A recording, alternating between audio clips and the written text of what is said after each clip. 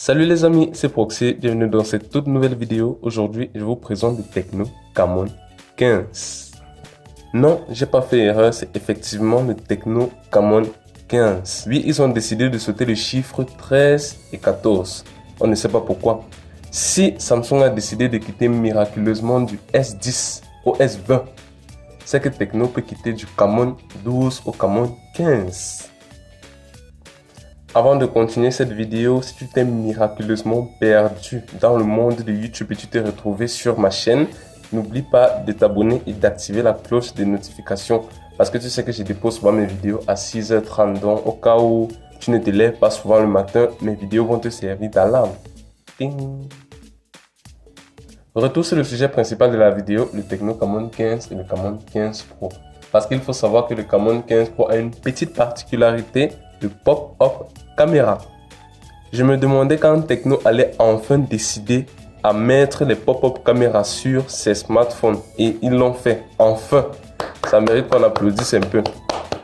Pour tous ceux ou celles qui ne savent pas ce que c'est qu'un pop-up caméra, c'est tout simplement un appareil photo qui sort du haut du smartphone pour pouvoir libérer de l'espace et permettre au smartphone d'avoir une grande surface occupée par l'écran. On a déjà vu cette technologie sur des smartphones comme Xiaomi, Vivo, Oppo et aujourd'hui on l'a sur Tecno. Xiaomi, Oppo, Vivo, Tecno. On ne voit pas que ça sonne un peu avec les O. Pour la fiche technique de l'appareil photo, on a, attendez, je prends ma fiche, c'est assez compliqué. 4 appareils photo dont un principal de 48 mégapixels, un de 5 mégapixels avec ultra grand angle, une caméra de 2 mégapixels QVGA, je crois que c'est pour faire les effets bokeh par derrière et tout. Et la nouveauté, on a une caméra super night lens. Je crois que ça va servir pour les photos dans la nuit ou un truc dans le genre. Ils n'ont pas encore donné assez de détails, donc on ne sait pas encore. Ensuite, au niveau d'Android, on a Android 10. Je crois que c'est le premier smartphone de Tecno à venir avec Android 10 de base, qui sera épaulé par iOS 6.0.1, qui est tout simplement leur surcouche constructeur. On a un écran de 6,55 pouces sur le Camon 15 et un écran Full HD+ avec le pop-up caméra sur le Camon 15 Pro. On a une batterie de 5000 mAh sur le Camon 15 et une batterie de 4000 mAh sur le Camon 15 Pro. C'est un peu bizarre d'avoir une plus grande batterie sur le 15 et une petite batterie sur le Pro, vu que normalement d'habitude les Pro doivent être plus pro que les versions normales. Donc Tecno doit nous donner certaines explications sur ça.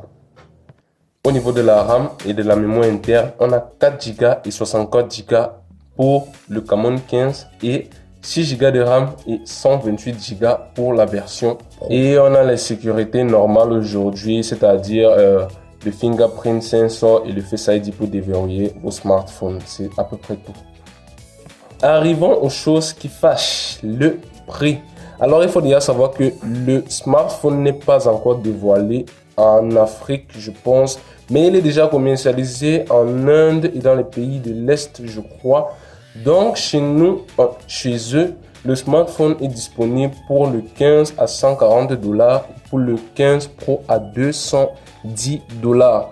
Vous pouvez faire la conversion pour savoir combien ça va coûter dans vos pays respectifs, mais il faut aussi savoir qu'ils ne pratiquent pas la même politique tarifaire partout. Donc, peut-être les smartphones seront moins chers chez vous ou dans mon cas, bien plus chers. Donc, en résumé, on a le Tecno Camon 15 et le Tecno Camon 15 Pro. Au niveau de la différence, on a une pop-up caméra pour le 15 Pro et une caméra dans l'écran comme celui qu'on a déjà vu sur la version du Camon 12, la version light du Camon 12.